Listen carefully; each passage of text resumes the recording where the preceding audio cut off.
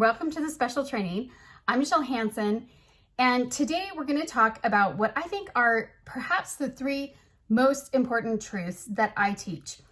Whenever I get asked to speak, usually to groups of girls, this is what I talk about. Now, I've been asked to speak in churches, but I've also been asked to speak in like for a photographer for her street team.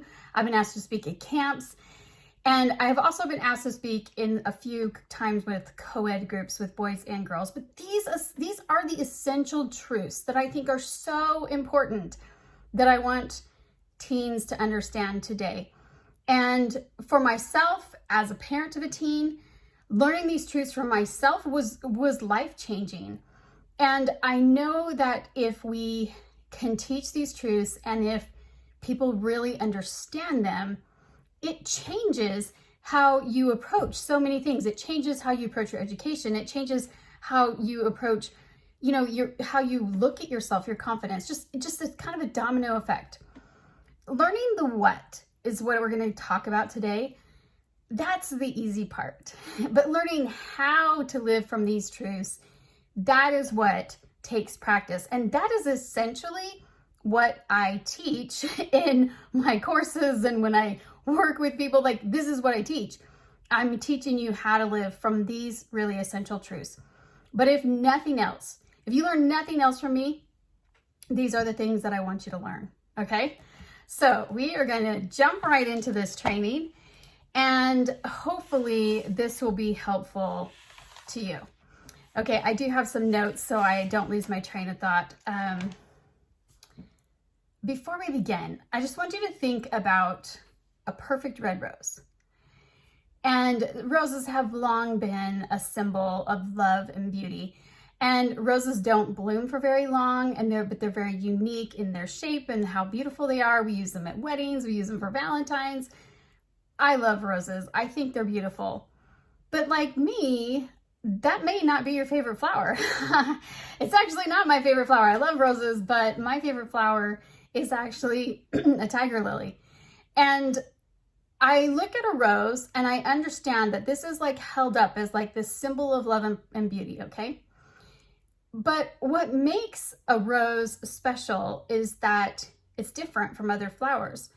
And if every tree, every bush, every weed, every stem bloomed in a perfect red rose, how would we feel about that? I know, driving down the road, seeing wildflowers, what I love about wildflowers is their variety and the different shapes and the sizes and the colors. If every single one of those was a perfect red rose, I'm pretty sure I would hate roses. If they came up in my grass when I was trying to get rid of the dandelions and there was roses popping up, especially with their thorns and stuff, I would hate roses.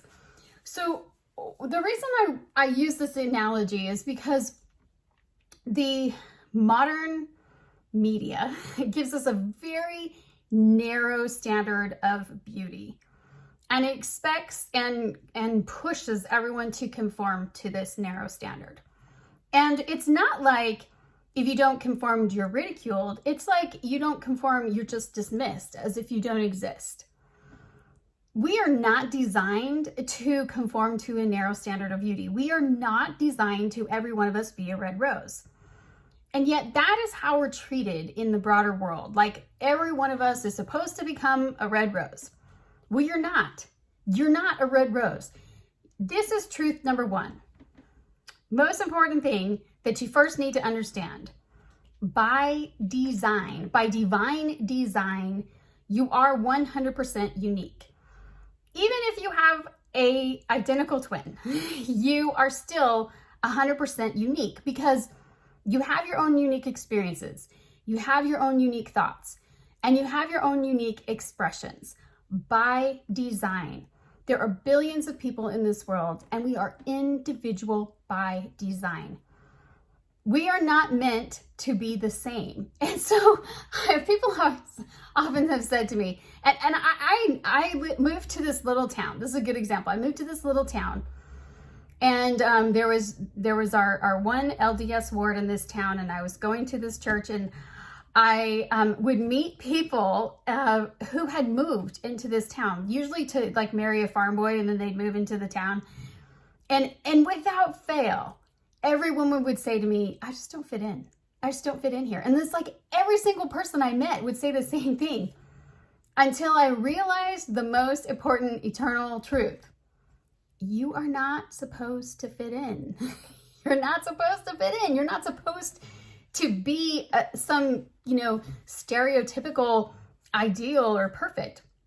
You're not supposed to fit in. You're supposed to be you, the very best you that you can be.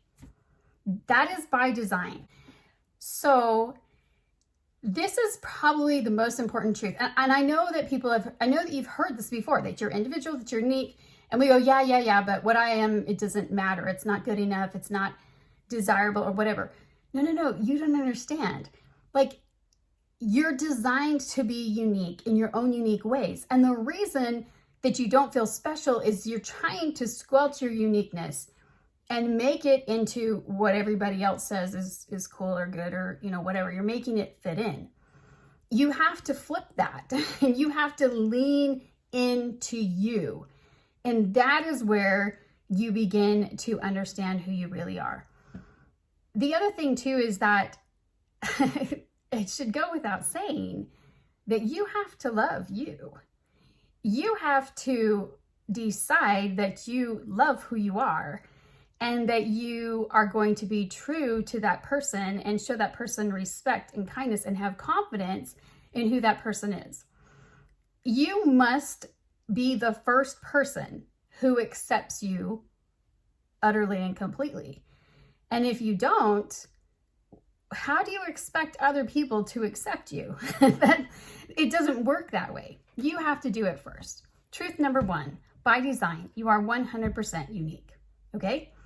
That's probably the most important truth I could ever teach you. If you could turn the video off right now, you'd miss out on two really important things, but that's the most important one.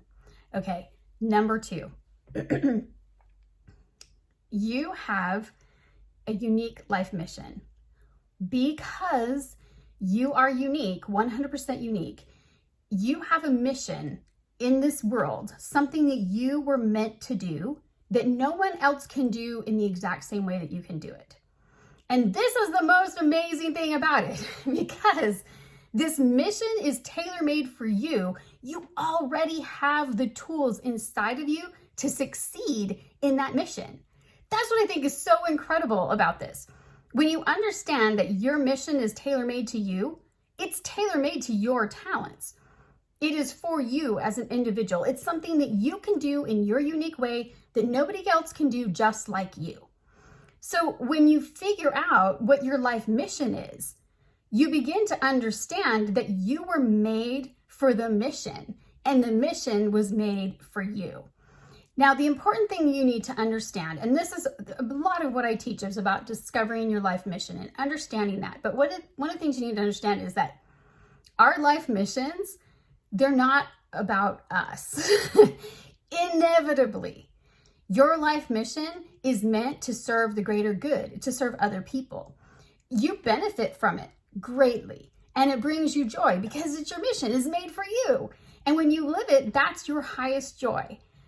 But it's not meant to make you, it's not to serve you and make you happy. It's to serve the greater good in the world around you. And in doing so, you find joy in the journey. That's just like a spiritual truth. That's the way life works. You find joy in serving and giving your talents away. When we give our talents away, when we use them for the greater good, when we put ourselves out there and express who we are in our own unique way, that brings joy to other people and it serves them, and then it in turn comes back around and brings joy to us. That's the way life missions work.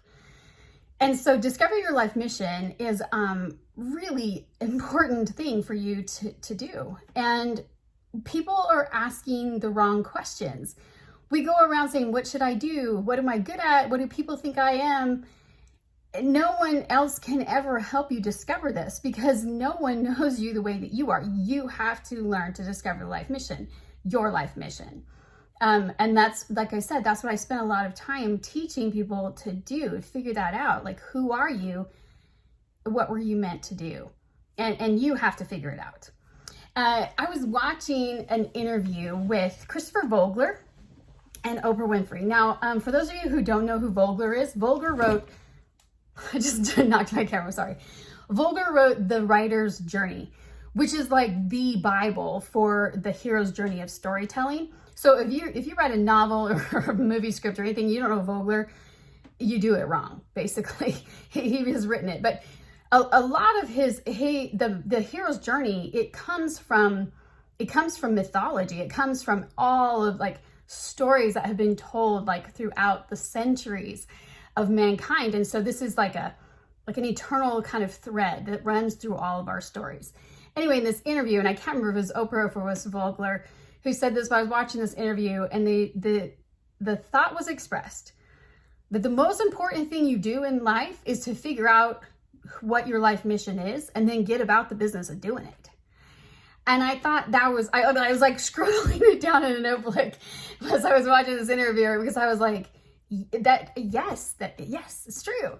And so that's kind of that second essential truth. Once you understand who you are, and you understand that who you are uniquely is valuable, then the second most important thing for you to understand is that you have a unique life mission. That life mission is tailor-made for you, for your talents. Everything you need is already inside of you. Now, it doesn't mean it's going to necessarily be easy, okay? So I have written, I think, 7 manuscripts, novels, and published 2 of them. I definitely have a gift for writing. It's something that it's good. I'm good at it, but I wasn't good at it in the beginning. I definitely had the gift for it, the talent, but I had to learn the craft. And if you don't, you have to develop your talents, but it allows you, your mission allows you to become your best self, but rest assured that you're already, kind of ready to develop those talents. And those are things that, that you're going to be working with your best self to develop. Okay. That, I think, has been one of the most exciting things for me, is to discover that what you're meant to be, it sets you up for success. You're already good at it. And, because we live a perfect, it's all perfectly designed for us, our unique talents and our unique life mission and the talents that are already given to us like that. That is so exciting to me, that we get to have this existence on earth, and it's as if the entire universe is rooting for you to succeed. It's not the other way around. See, people think the whole world is against me. That is the opposite of the truth. In fact, all of this existence is designed to help you succeed. And what keeps us stuck is our conditioning, how we've learned about the world incorrectly. And when you start leaning in to these truths, then you start realizing the world is opening, and it's exciting, and you're meant to succeed, and you're meant to pursue your own life mission. Okay, truth number 3. I'm not even looking at my notes, so I'm probably leaving things out. Truth number 3 is that you are divine. And this is not a religious truth. This is an eternal truth.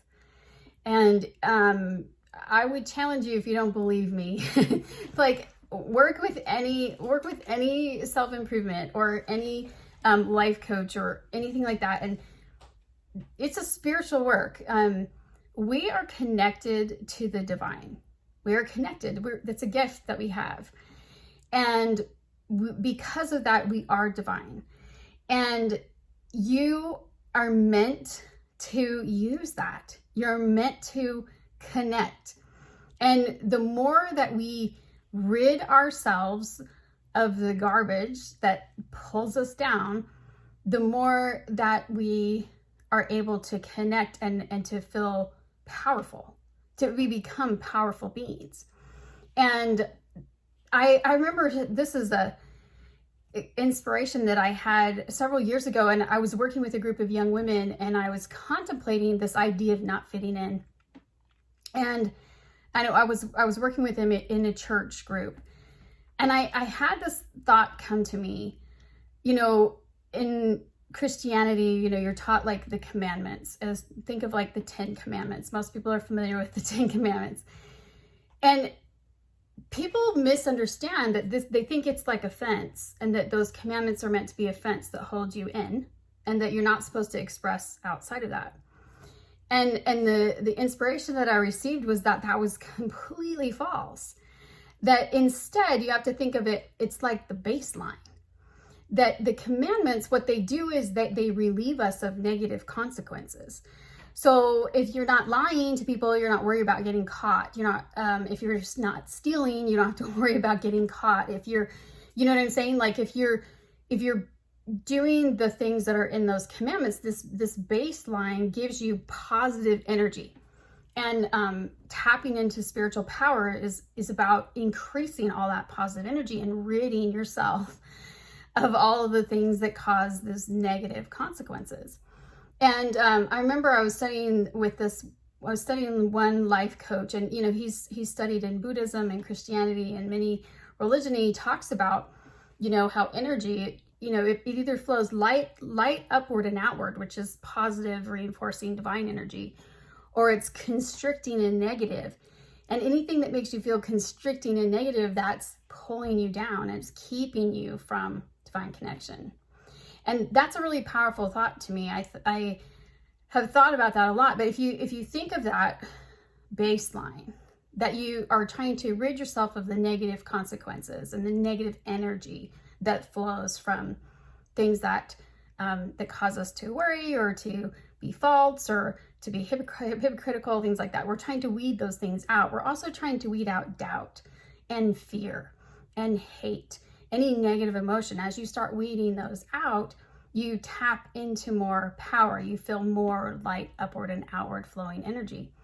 And that is the divine working in you. And because you are a divine being, you have access. And that is, I think, this is one of the most powerful truths for me and for myself. And as a life coach, as a person who works in goals and things like that, it's so interconnected. Like I cannot divorce my spiritual life from the work of self-improvement, because it's all about that connection, and it's so powerful. And when you understand that like you're meant to succeed, and the whole universe is rooting for you, and it's like you have like the divine, on your shoulder helping you, then you really become unstoppable. And so that to me is the third most important truth, that when I am working with girls, they need to understand that no matter who they are or where you come from, like you still have access, and you can learn to quiet your mind. You can learn to connect. You can learn to tap into the power that's already given to you. It's a divine birthright. You came to the world with this birthright. And the more that you seek spiritual truths, the more you enhance that ability. And it has been really strengthening to me as an individual, because like I said, I've studied under many different coaches, none of them the same religion as me, or, teach the same exact principles that I believe in. And yet I see these spiritual truths again and again and again. And I remember once when I was in my master's program, I was obviously the only person in my program who was a member of the Church of Jesus Christ of Latter-day Saints. And it made me very different from my colleagues. And it was pretty obvious how different I was. But I remember I was struggling with my thesis, and I was really struggling to write. And my mentor, he just said to me, you need to pray before you try to write. Like, you can't write without inspiration. And it was humbling. I get upset. It was humbling to me that I had to have this mentor teach me that when I should have known. And that people who understand what it means to live a mission, no matter who they are, they often understand that this is spiritual work, and whatever your beliefs are, you must lean into those. And I did. I started to pray, and I will tell you, I've had amazing experiences, and they're just silly stories that I write. But story has power, and it has the power to change someone's life, and it mattered to me, and therefore I received divine help. So that is the third spiritual truth, is that you are divine. And the closer that you seek to be in divine, with divine help, the more that you seek the divine, the more power you receive. And so you have to double down on what you know, and to seek for truth when you are trying to live a mission that requires you to become more than you may feel that you are at this moment. And that is another thing you will quickly find out about your divine mission, is it will require you to grow. And that is part of the plan. Our missions are meant to bring to pass our very best selves. And they will bless other people in the process, but you will grow. And these are the three most important truths that I teach when I have the opportunity. If I know that I'm just going to get 1 hour and these girls are never going to see me again, they're never going to hear from me again, this is my one shot, 1 hour, 60 minutes to make an influence in their lives. These are the three things I want them to know. Number one, you are completely unique by design. Number two, because you are unique, you have a unique life mission, and you already have the tools inside of you to fulfill and succeed at that mission. And number three, you are divine. Because you are divine, you can always find spiritual truth and inspiration if you seek it and if you lean into it. And that spiritual inspiration will help you to become the person who can fulfill that unique divine mission. So I hope that this has been helpful for you. I know there was a lot of moms who asked me to record this training, and I tried to record it when I did it live, and our recording didn't work. This is a little bit of a condensed version. When I spoke for like 60 minutes, but these are the most important things, and I wanted you to have this free training. Now, if you are like, yes, I know these things are true, and I need help. I need help to figure out what my mission is. I need help leading into my individuality. I don't have the confidence to do that. I need help figuring out how to make a path to what I'm meant to do with my life. That is what I do. So feel free to contact me, and I will tell you how you can get that help. Okay? So have a fabulous day, and thanks for watching this free training.